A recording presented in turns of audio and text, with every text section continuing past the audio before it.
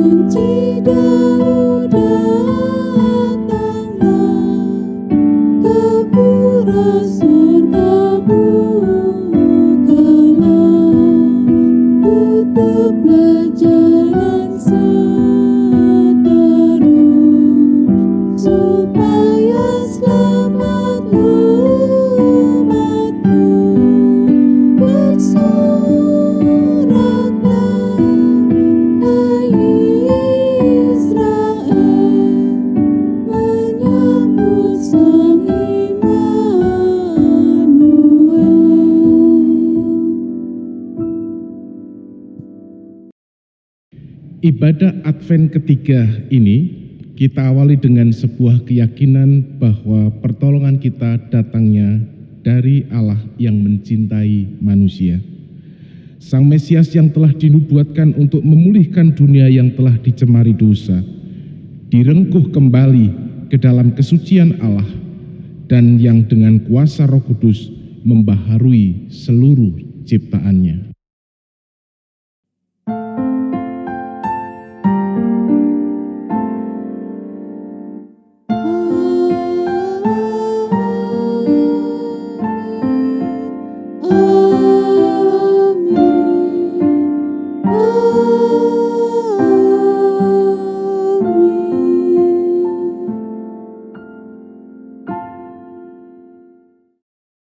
Kasih karunia dan damai sejahtera dari Allah Bapa kita dan dari Tuhan kita Yesus Kristus menyertai saudara sekalian. Dan menyertai saudara juga.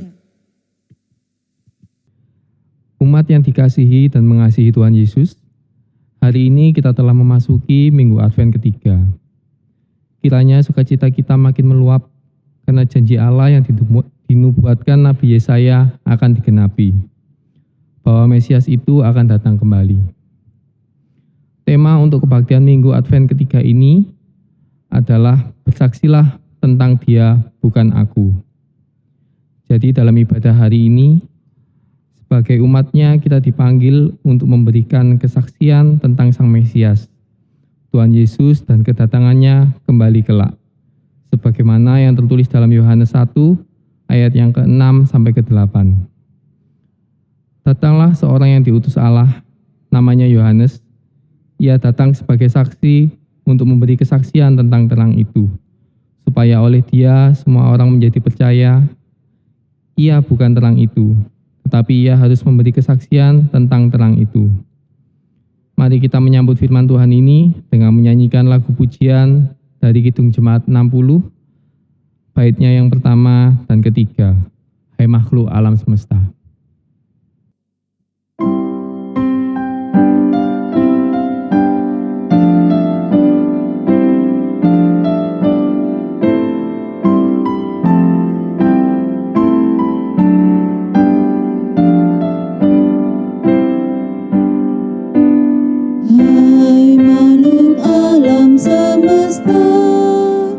Tuhan Allahmu pujilah, haleluya, haleluya. Surya perkasa dan terang, cakra kartika cemerlang, puji Allah tiap kala, haleluya, haleluya, haleluya.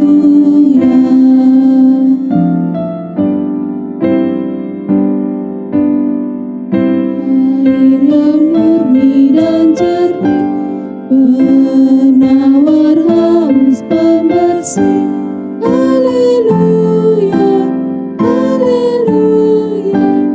Air hangat penyenang, gagah periang dan terang, puji Allah tiap kala, haleluya, haleluya, haleluya.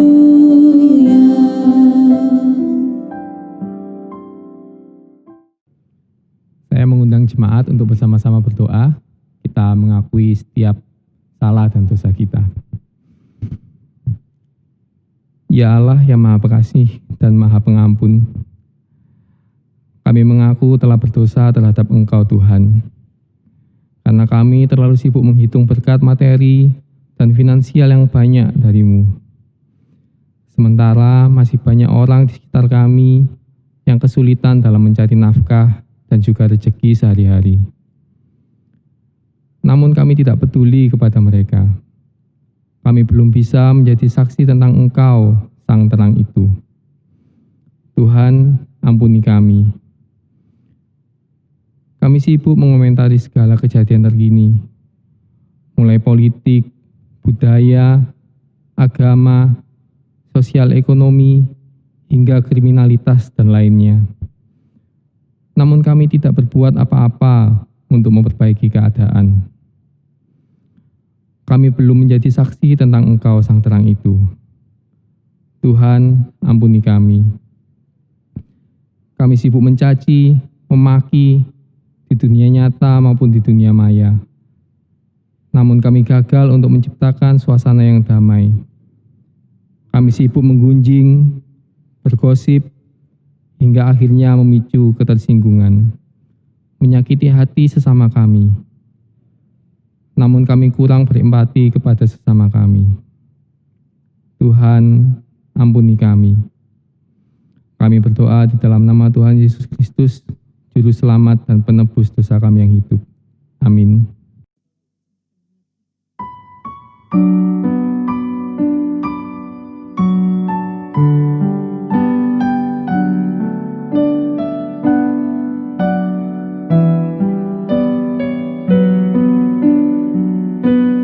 Di muka Tuhan Yesus, betapa hina diriku,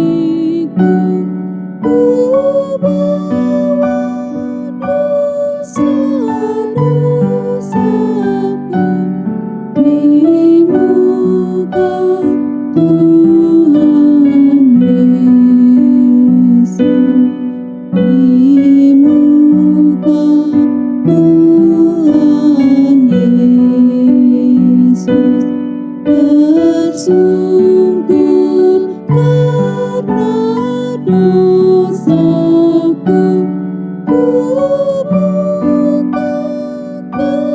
kerinduanku di muka Tuhan Yesus.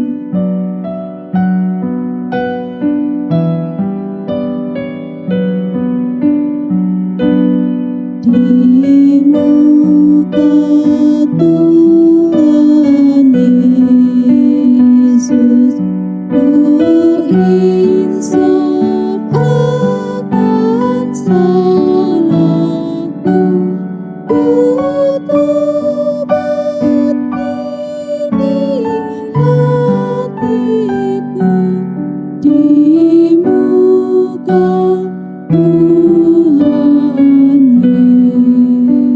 Yesus.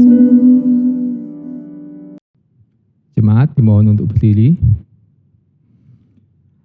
Bagi setiap kita yang menyadari dosanya serta berjanji hidup dalam jalan Tuhan, terimalah dengan penuh syukur janji berkat Tuhan sebagaimana kesaksian pemazmur dalam Mazmur 146 ayat 7b sampai dengan yang ke-8. Tuhan membebaskan orang-orang yang terkurung. Tuhan membuka mata orang-orang buta. Tuhan menegakkan orang yang tertunduk. Tuhan mengasihi orang-orang benar. Demikianlah berita anugerah dari Tuhan. Syukur kepada Allah. Tuhan kita Yesus Kristus sudah menebus kita karena kasih-Nya kepada kita dan memberi kita hidup kekal. Marilah kita juga saling mengasihi dan saling mengampuni dengan saling memberikan salam namaste.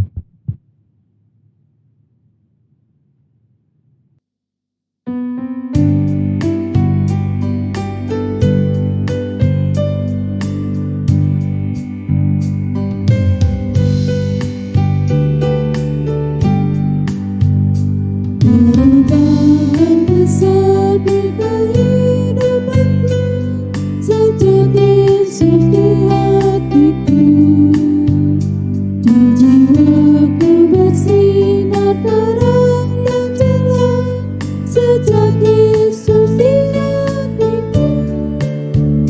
Sejak Yesus di hatiku. Sejak Yesus di hatiku. Jiwaku bergemar pada yang besar. Sejak Yesus di hatiku.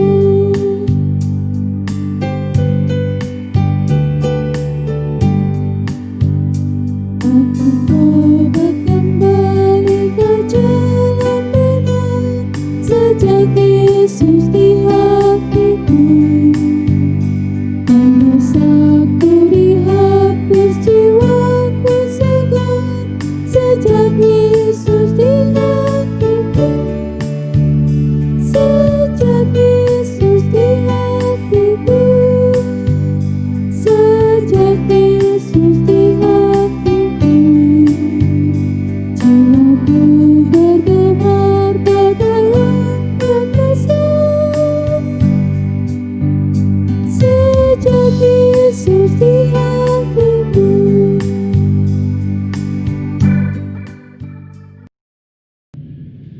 Saatnya kita memasuki liturgi sabda. Terlebih dulu jemaat Tuhan terkasih, mari kita tundukkan hati, kita mohon bimbingan Tuhan dalam doa. Bapa Surgawi, kami telah siap untuk belajar firman-Mu. Kami membuka hati kami untuk hadirnya nasihat-nasihat dan juga hadirnya kebenaran firman-Mu. Meskipun kami sadar bahwa firman-Mu tidak selalu indah untuk telinga jasmani kami. Sebab firman-Mu seperti pedang yang bermata dua, yang akan mampu memisahkan antara gelap dan terang, antara memisahkan kebenaran dan kejahatan. Dan itu seringkali akan menyakitkan telinga jasmani kami. Tapi kami bersyukur beralaskan kasih cinta Putra-Mu Yesus Kristus, kami boleh Engkau mampukan untuk menerima kebenaran itu. Berfirmanlah Bapa, kami telah siap menerima firman-Mu itu. Dalam nama Tuhan Yesus Kristus, kami serahkan jam pewartaan sabda-Mu dari awal sampai berakhirnya. Amin. Saudara-saudara, bacaan firman Tuhan pagi ini terambil dari Perjanjian Baru, tepatnya dari Injil Tuhan Yesus Kristus menurut Yohanes, pembacaan dari pasal 1 ayat 6 sampai ayat yang ke-9, kemudian disambung ayat 19 sampai ayat yang ke-28. Demikianlah selengkapnya pembacaan sabda Tuhan, Yohanes pasal 1 ayat 6 sampai ayat yang ke-8 disambung dengan ayat 19 sampai ayat yang ke-28. Datanglah seorang yang diutus Allah, namanya Yohanes. Ia datang sebagai saksi untuk memberi kesaksian tentang terang itu, supaya oleh dia semua orang menjadi percaya. Ia bukan terang itu, tetapi ia harus memberi kesaksian tentang terang itu. Dan inilah kesaksian Yohanes ketika orang Yahudi dari Yerusalem mengutus beberapa imam dan orang-orang Lewi kepadanya untuk menanyakan dia, "Siapakah engkau?" Ia mengaku dan tidak berdusta, katanya, "Aku bukan Mesias." Lalu mereka bertanya kepadanya, "Kalau begitu, siapakah engkau? Elia?" Dan ia menjawab, "Bukan." "Engkau kan nabi yang akan datang?" Dan ia menjawab, "Bukan." Maka kata mereka kepadanya, "Siapakah engkau? Sebab kami harus memberi jawab kepada mereka yang mengutus kami. Apakah katamu tentang dirimu sendiri?" Jawabnya, "Akulah suara orang yang berseru-seru di padang gurun, luruskanlah jalan Tuhan seperti yang telah dikatakan Nabi Yesaya." Dan di antara orang-orang yang diutus itu ada beberapa orang Farisi. Mereka bertanya kepadanya, katanya, "Mengapakah engkau membaptis jikalau engkau bukan Mesias, bukan Elia, dan bukan Nabi yang akan datang?" Yohanes menjawab mereka, katanya, "Aku membaptis dengan air, tetapi di tengah-tengah kamu berdiri Dia yang tidak kamu kenal, yaitu Dia yang datang kemudian daripadaku, membuka tali kasutnya pun aku tidak layak." Hal itu terjadi di Betania yang di seberang sungai Yordan, di mana Yohanes membaptis. Demikianlah jemaat Tuhan terkasih, pembacaan sabda Tuhan. Sesungguhnya berbahagia kita yang mendengarkan firman Tuhan dan memperlakukan dalam hidup kita sehari-hari. Maranatha. Maranatha, Maranatha,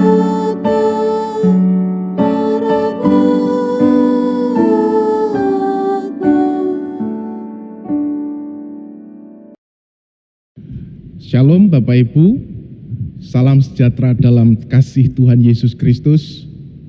Salam sehat dan tetap semangat meskipun dalam masa pandemi seperti ini, dan kita dipertemukan Tuhan dalam ibadah yang hari ini kita memasuki Minggu Advent yang ketiga. Saudara-saudara yang dikasihi Tuhan, melalui pembacaan sabda Tuhan kita kali ini, sebenarnya kita akan belajar dan mengevaluasi hidup kita tentang siapakah jati diri kita di hadapan Tuhan. Maka dengan demikian kita nantinya bisa menempatkan diri dengan baik dan benar, baik di hadapan Tuhan dan juga di hadapan sesama kita.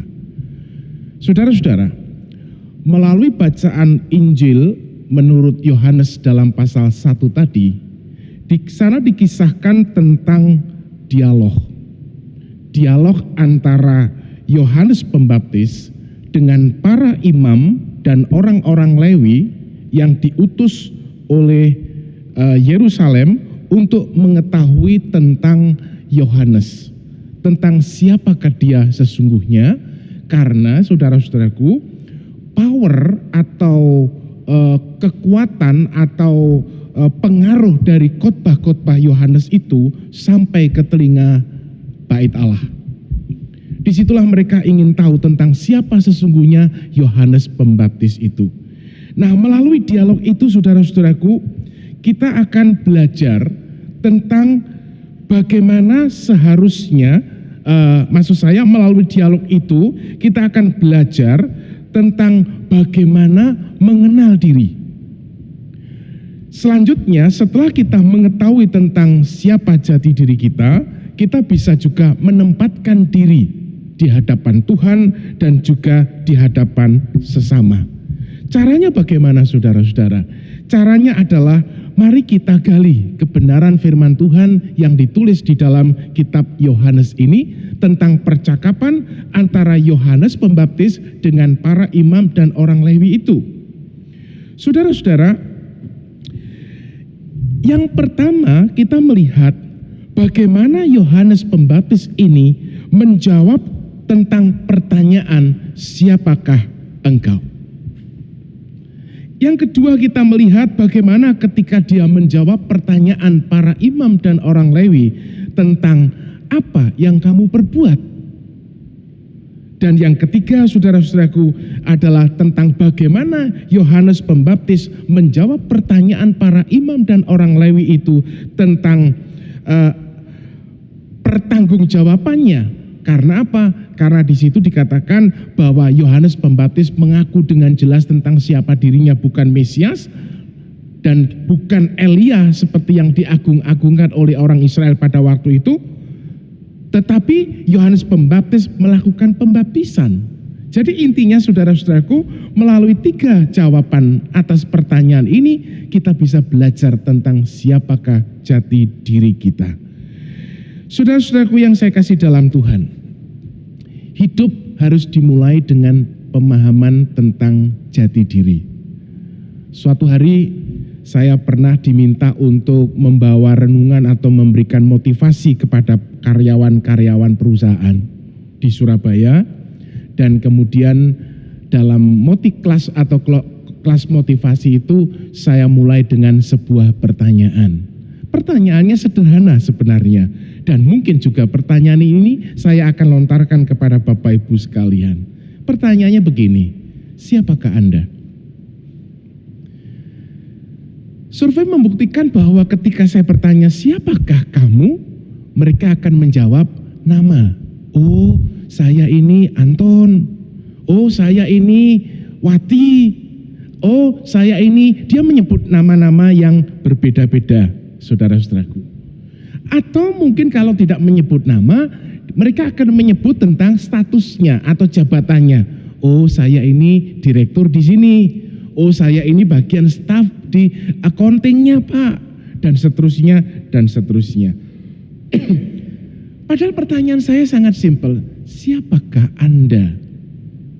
Artinya dengan kata lain, dalam konteks karena waktu itu ada dalam sebuah lingkup perusahaan, kamu ini siapa?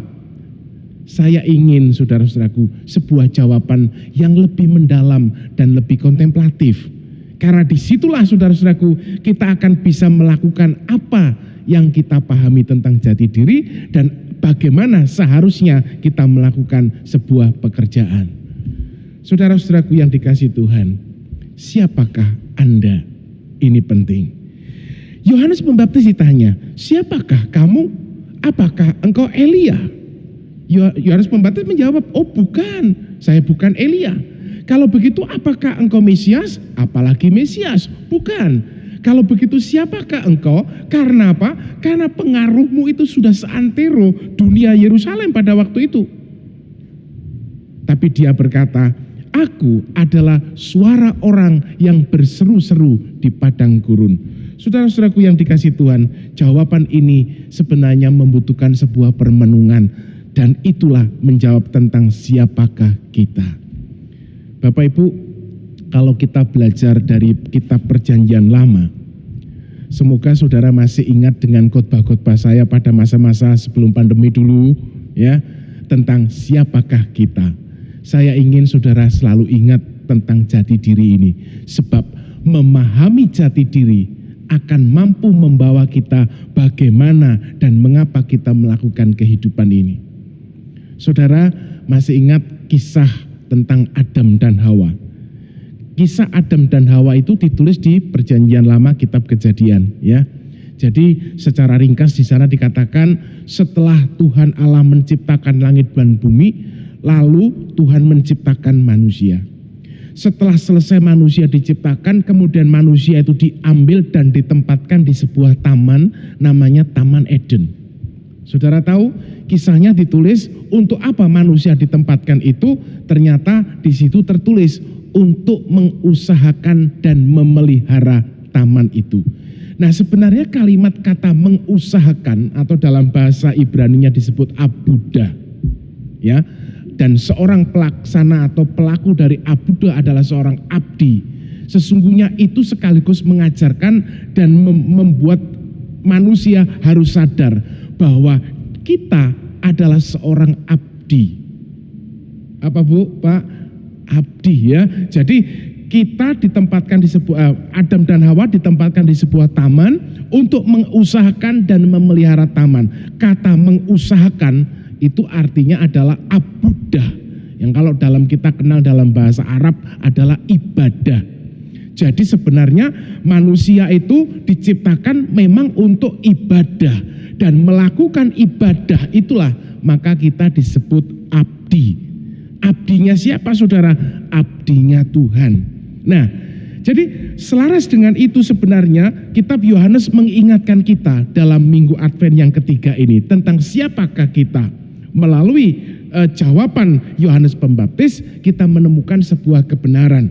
Yohanes Pembaptis berkata, "Aku bukan Mesias, aku bukan Elia, aku juga bukan nabi-nabi yang akan datang, tapi aku adalah suara orang yang berseru-seru di padang gurun seperti yang dinubuatkan dalam kitab Yesaya." Artinya apa?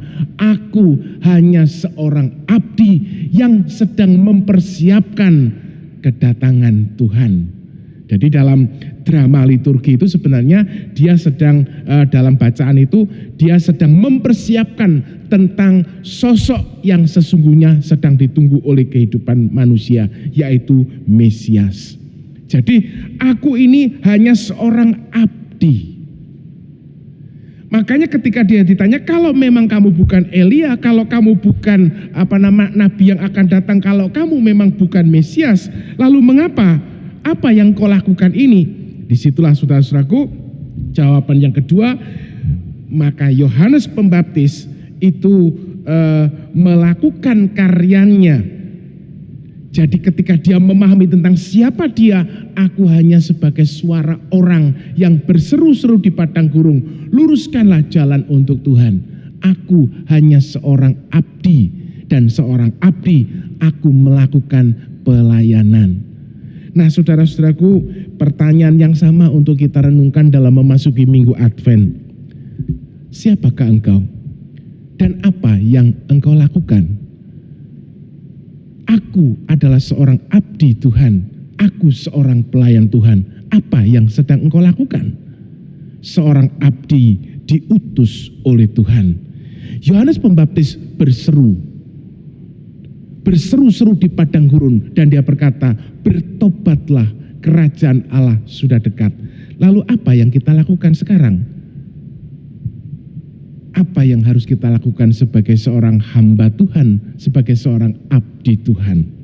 Saudara-saudaraku, semoga kita selalu diingatkan tentang siapa jati diri kita. Kita adalah abdi Tuhan. Kita adalah seorang Kristen. Dan apakah tugas Kristen? Secara ringkas, saya mau katakan, saya mau ingatkan kepada saudara-saudara, tugas kita adalah mencintai Tuhan. Apa Bu? Pak? Mencintai Tuhan. Pertanyaannya sekarang, bagaimana engkau mencintai Tuhan?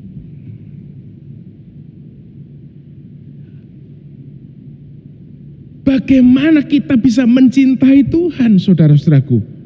Maka Alkitab memberikan cara yang paling mudah. Kalau dirumuskan, kalimat itu sebenarnya begini. Kita bisa mencintai Tuhan dengan cara mencintai yang dicintai oleh Tuhan. Jadi bagaimana caranya kita itu melaksanakan misi kita sebagai seorang abdi Tuhan? Kita diutus untuk apa, saudara? Untuk beribadah, mengusahakan sebuah tatanan hidup yang dilandasi oleh tatanan firman Tuhan. Maka selaras dengan kalimat itu, bagaimana caranya kita melakukan tugas dan tanggung jawab kita? Mari kita mencintai Tuhan. Caranya bagaimana? Cintailah yang dicintai oleh Tuhan. Saya seringkali membuat sebuah semacam teka-teki untuk kita renungkan bersama. Saya selalu berkata, kalau saya bertanya kepada jemaat, jawabannya pasti positif itu.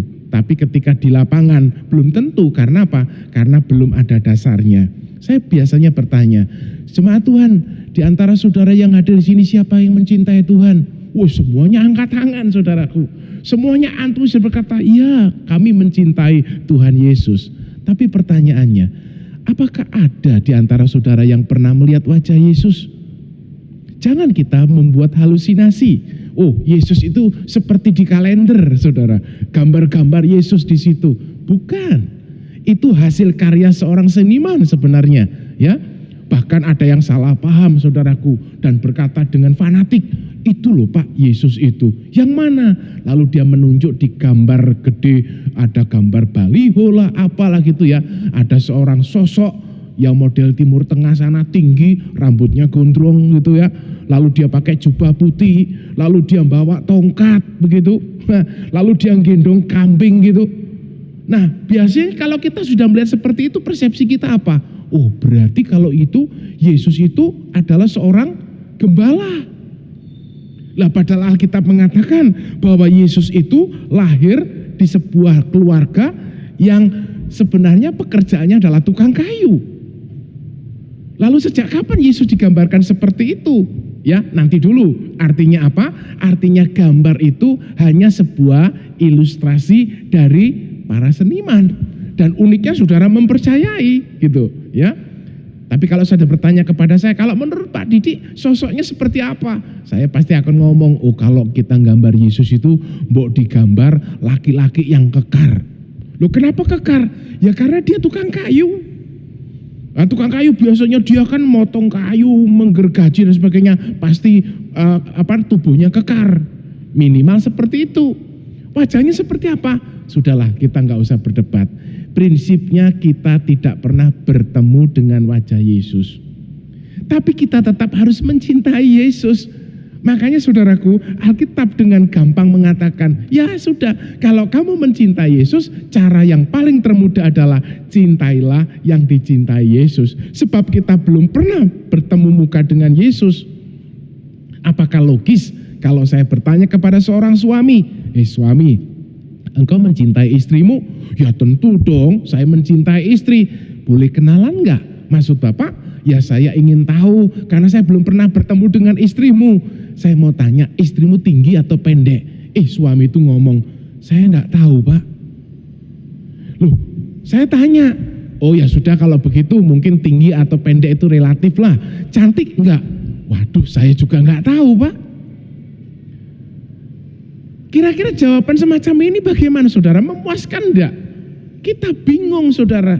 Tapi ketika saya bertanya, apakah engkau mencintai Yesus? Iya, saya mencintai Yesus. Kalau begitu seperti apa wajah Yesus? Semua tidak pernah melihatnya. Kan membingungkan kalau saya bertanya, apakah engkau mencintai Tuhan Yesus? Ya, saya mencintai Tuhan Yesus. Aneh kan Bapak Ibu? Tapi menjadi tidak aneh kalau kita tahu caranya. Alkitab memberikan pengajaran kepada kita. Ya, kita memang harus mencintai Yesus yang sudah terlebih dulu mencintai kita. Caranya, cintailah yang dicintai oleh Yesus. Apa yang dicintai oleh Yesus? Siapa yang dicintai oleh Yesus? Yang dicintai oleh Yesus adalah dunia yang diciptakan oleh Tuhan.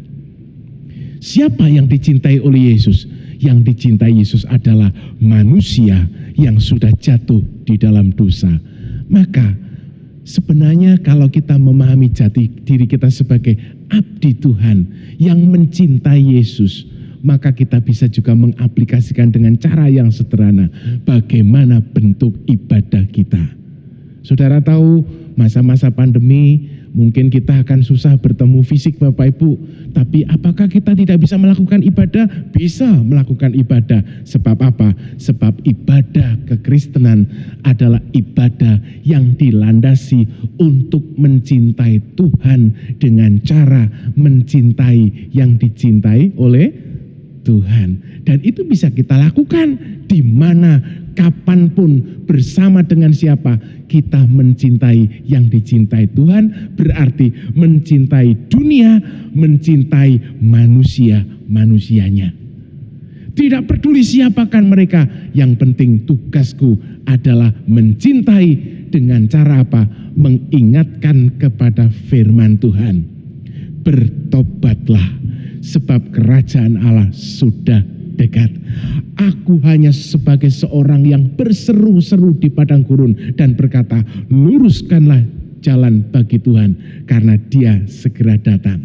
Dan kita berkata kepada dunia, bertobatlah, sebab firman Tuhan telah memberikan contoh kepada kita, dan contoh itu ada di dalam Yesus yang sangat nyata dikisahkan di dalam Alkitab. Bagaimana Yesus itu berkenan di hati Tuhan, dan Sang Bapa pun berkata, engkaulah anak yang kukasihi, kepadamulah aku berkenan. Dan kepada Bapa dan Bapa kepada siapa yang dikatakan engkaulah anak yang kukasihi, kepadanyalah aku berkenan. Dan apa yang kemudian terjadi? Yesus pun pernah berkata, suatu saat engkau akan tahu bahwa aku di dalam Bapa, kamu di dalam aku, dan aku di dalam kamu. Artinya apa? Artinya perkataan Allah Bapa kepada anak, engkaulah anak yang kukasihi, kepadamulah aku berkenan. Kalau Yesus ada di dalam diri kita, artinya apa? Perkataan itu tetap sama. Engkaulah anak yang kukasihi, kepadamulah aku berkenan. Bagaimana Yesus bisa berkenan di hati Bapa? Ternyata saudara-saudaraku, Yesus telah melakukan 3 langkah ciri sebagai seorang yang berkenan di hati Tuhan. Yang pertama, menyerahkan semua hidupnya menjadi hamba dari Bapanya.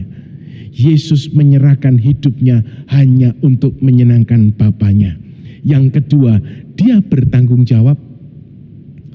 Meskipun dia difitnah, meskipun dia dicaci maki, meskipun dia dihina, meskipun dia direndahkan, Yesus berdoa yang sama, ya Bapa, ampunilah mereka, karena mereka tidak mengerti apa yang mereka lakukan. Bahkan di penghujung hidupnya, Yesus berkata, ya Bapa, kuserahkan hidupku padamu. Artinya apa? Hidupku yang ada Anda dan saya, yang ada kita semua, kuserahkan kepada Bapa. Dan Bapa berkata, selesai dan sudah genap. Jadi artinya apa Bapak Ibu? Artinya Anda dan saya memang abdi-abdi Tuhan yang diutus untuk mencintai dunia. Tidak peduli siapa mereka. Satu hal yang perlu kita lakukan adalah, mari kita tetap berkata, bertobatlah, mari kita kembali kepada firman Tuhan. Sebentar lagi Yesus akan datang. Ini secara liturgi ya, sebentar lagi Yesus akan datang. Tapi secara fakta, sadarlah, saat ini juga Yesus mau datang di dalam firman-firman-Nya. Dia akan menuntun seluruh perjalanan hidup kita.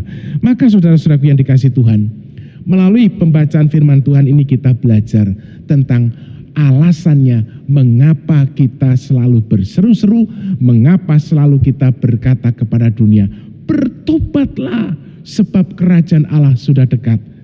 Karena kita memang diutus untuk itu. Yang ketiga, yang terakhir, melalui jawaban dari Yohanes Pembaptis kepada pertanyaan para imam dan orang Lewi, saudara-saudaraku. Kalau begitu, apa tanggung jawabmu? Kamu melakukan pembaptisan. Dan di sini kita melihat tentang kerendahan hati seorang Yohanes Pembaptis. Dia berkata, Aku membaptis kamu dengan air. Aku hanya bisa berseru-seru. Aku hanya bisa memberikan himbauan kepadamu. Aku hanya bisa memberikan contoh hidupku seperti ini. Aku mencintai Tuhan yang tidak kelihatan dengan cara mencintai kamu yang dicintai oleh Tuhan. Tapi Dia yang akan datang membuka tali kasutnya pun aku tidak akan layak, kata Yohanes Pembaptis. Apa artinya di sini? Artinya mari kita selalu bersaksi tentang Dia, dan Dia. Artinya apa? Bersaksi hanya untuk Tuhan. Bersaksi hanya untuk kebesaran nama Tuhan.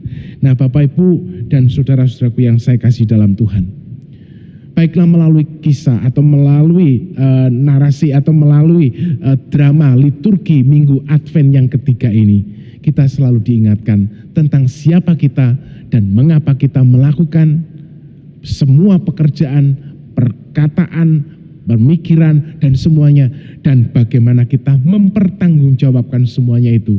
Karena apa? Semua ini kita lakukan hanya untuk kemuliaan Tuhan Yesus Kristus. Amin. Mari kita tundukkan hati, kita masuk di dalam doa.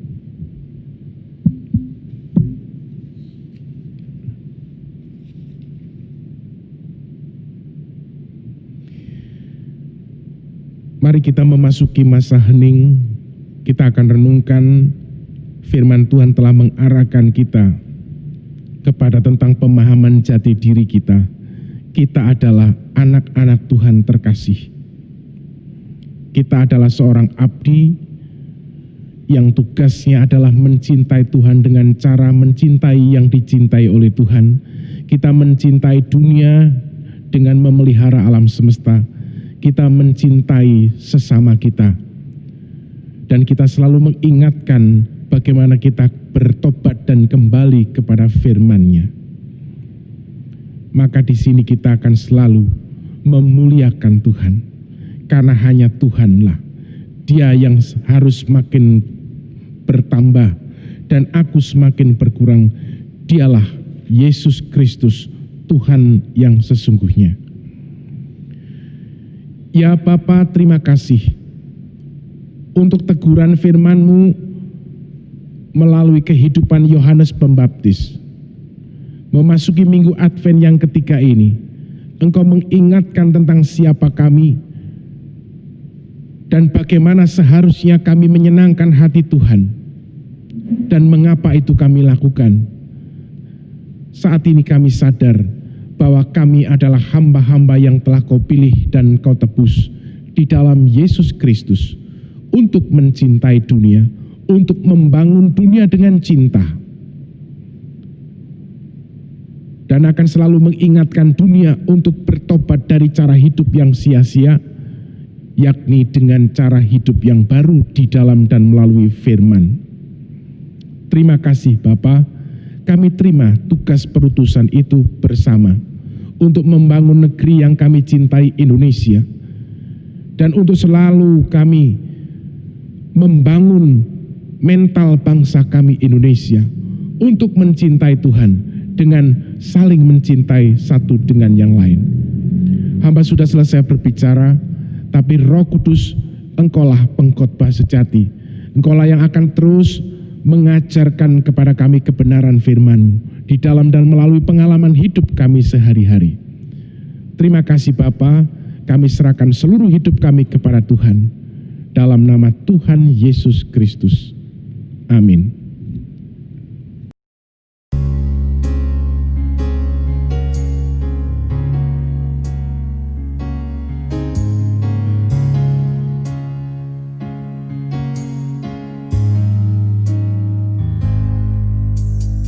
Di saat hati sedang galau, pada siapa mengadu?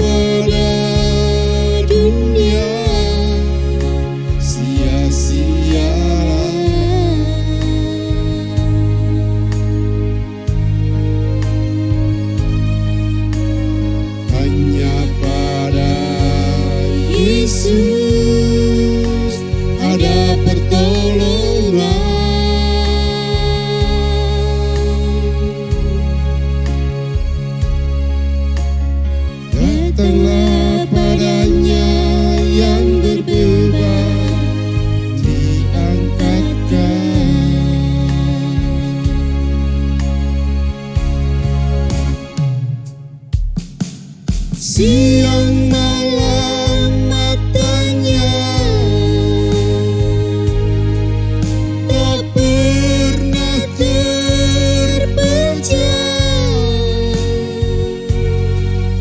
menunggu setiap orang datang padanya.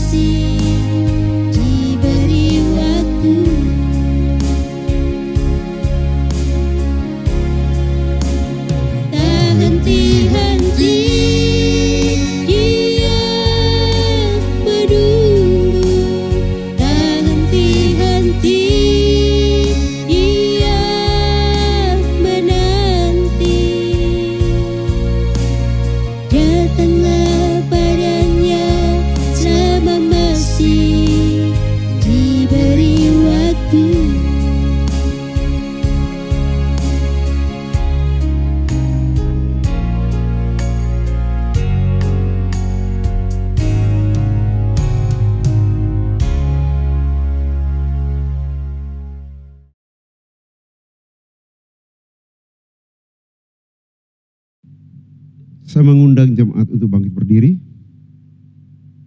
Marilah kita bersama dengan umat Allah di masa lalu, masa kini, dan masa depan, mengingat pengakuan pada baptisan kita menurut pengakuan iman rasuli yang berbunyi demikian.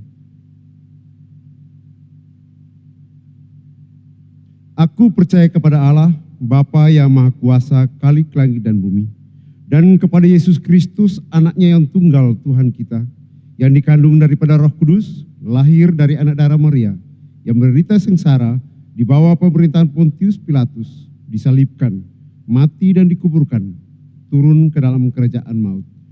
Pada hari yang ketiga bangkit pula dari antara orang mati, naik ke sorga, duduk di sebelah kanan Allah, Bapa yang Maha Kuasa. Dan dari sana ia akan datang untuk menghakimi orang hidup yang mati. Aku percaya kepada Roh Kudus, gereja yang kudus dan am, persekutuan orang kudus, pengampunan dosa, kebangkitan orang mati, dan hidup yang kekal. Amin. Dipersilahkan duduk kembali. Jemaat Tuhan, mari kita menaikkan syafaat. Ya Bapa, beralaskan kasih Putramu Tuhan Yesus Kristus, saat ini kami menaikkan beberapa syafaat. Kami bersyukur dan berdoa untuk penyempurnaan vaksin COVID-19 yang akan ditangani oleh para ahli dan juga keberhasilan dalam uji cobanya. Mengingat kami mencintai saudara-saudara kami dan seluruh hidup kami. Ya Tuhan, kiranya Engkau memberikan hikmat dan kebijaksanaan kepada para pemimpin bangsa kami dan juga kepada tim-tim ahli dalam keberhasilan ini.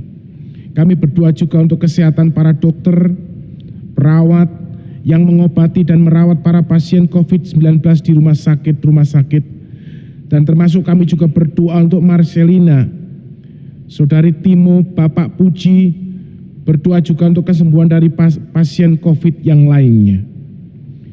Ya Bapak, kami menyerahkan juga dan berdoa untuk jumlah pasien baru dan zona COVID-19 di Surabaya agar mereka juga mengalami penurunan dan sedapat mungkin kesembuhan secara baik sehingga kami mengalami kesehatan bersama. Kami berdoa juga untuk anggota jemaat dan simpatisan yang sakit atau dalam pemulihan. Kami bersyukur dan juga tetap berdoa untuk Penatua Tan Sindunata, berdoa juga untuk Ibu Eli Kitawati, Ibu Lili Wartati Purnomo yang semakin dipulihkan, dan kami juga terus berdoa untuk Saudari Meidi, Ibu Holili, untuk Ibu Ani, istri dari Bapak Agung Sri Swasto Adi pasca operasinya yang kedua, dan juga kesembuhan tangan dan luka-luka Penatua Yohanes. Ya Bapak, kami juga berdoa untuk anggota jemaat lansia agar mereka tetap sehat dan mengalami sukacita. Berdoa untuk para guru yang mengajar dan anak-anak yang bersekolah secara online maupun on-site atau tatap muka agar mereka tetap sehat dan semangat. Berdoa juga untuk tim multimedia dalam proses perekaman kebaktian umum atau minggu online dan ibadah online Komisi Anak, dalam proses pengeditan dan mengunggahnya ke YouTube, dan mendoakan seluruh peralatannya juga agar berfungsi dengan baik. Kami juga berdoa untuk kebaktian Advent, Natal, dan tutup tahun 2020. Berdoa juga untuk PT UBS, terutama kami berdoa untuk kesehatan owners, para stafnya, dan seluruh karyawannya.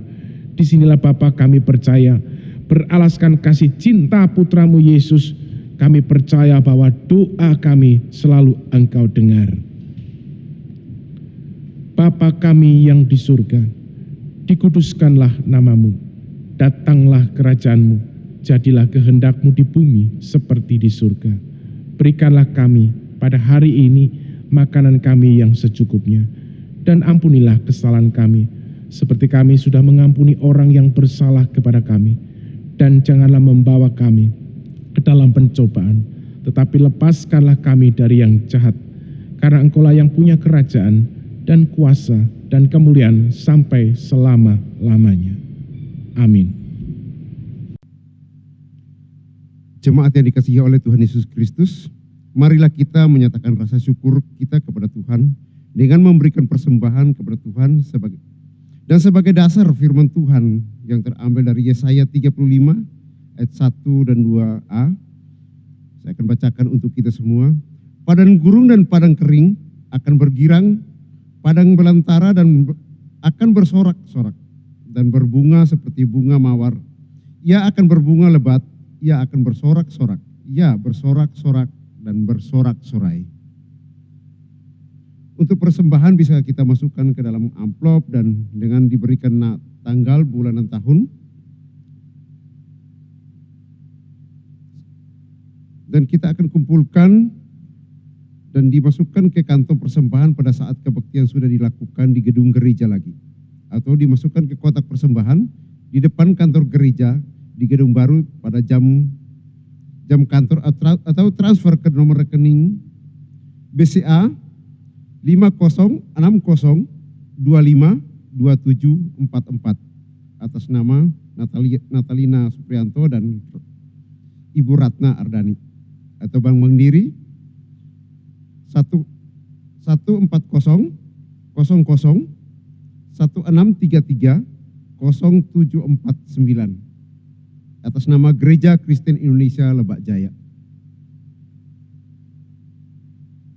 Sambil kantong persembahan dikumpulkan, marilah kita menyanyikan pujian dari PKJ nomor 149, bait 1 dan 2. Ucap syukur pada Tuhan.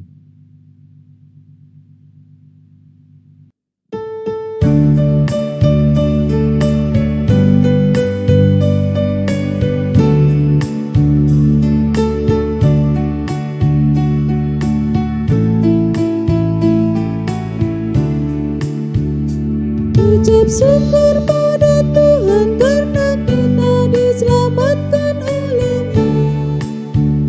Senang dengan lagu baru, senang dengan lagu baru bagimu.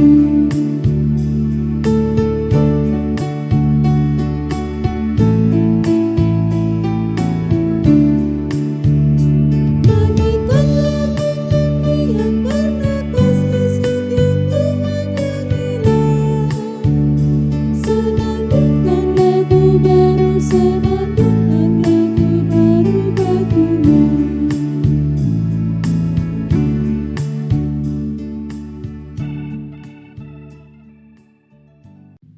Ya, saya mengundang Bapak Ibu Jemaat untuk bangkit berdiri. Kita akan menyerahkan persembahan kita di dalam doa. Mari kita berdoa. Ya Tuhan Allah, Engkau adalah sumber dari segala baik dan indah dalam kehidupan kami saat ini. Sebagian pemberian-Mu kami serahkan kepadamu. Terimalah persembahan kami ini ya Tuhan, sebagai tanda pengakuan kami bahwa Engkaulah yang memiliki tubuh, jiwa, dan roh kami, serta sumber dari semua harta yang ada pada kami. Terimalah persembahan kami ini ya Tuhan, sebagai tanda syukur dan terima kasih, sebab kami sudah menerima sangat banyak dari Tuhan. Terimalah persembahan ini ya Tuhan, sebagai tanda iman kami, sebab kami percaya bahwa Engkaulah yang menjamin masa depan dan mencukupkan segala kebutuhan kami, sehingga kami tidak perlu khawatir untuk memberi, berbagi, dan berkorban. Berkatilah persembahan yang kami kumpulkan ini ya Tuhan, untuk keperluan perluasan-Mu di dunia ini, sertai dan berikanlah hikmah kepada majelis jemaat supaya bisa mengelola persembahan ini sesuai dengan kehendak-Mu, dan untuk kemuliaan nama-Mu ya Tuhan.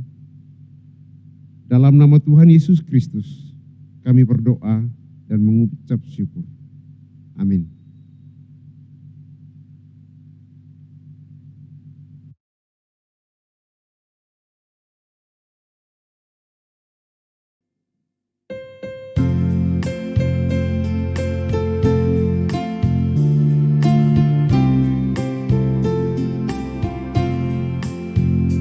Marilah saudara, menyebarkan terang dunia. Banyak orang kemalangan menderita, diliputi kegelapan kemelut.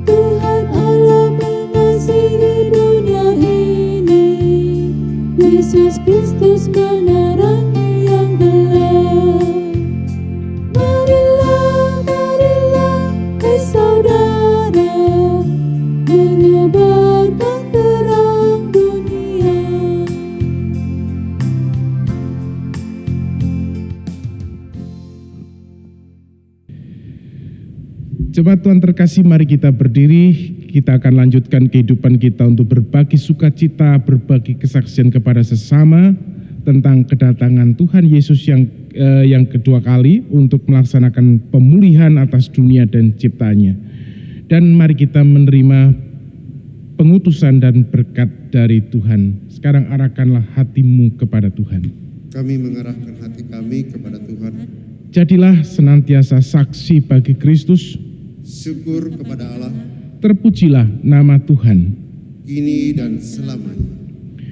Akhirnya saudara-saudaraku, bersukacitalah, usahakanlah dirimu supaya sempurna, sehati sepikirlah kamu dan hiduplah dalam damai sejahtera, maka Allah sumber kasih dan damai sejahtera akan menyertai kamu.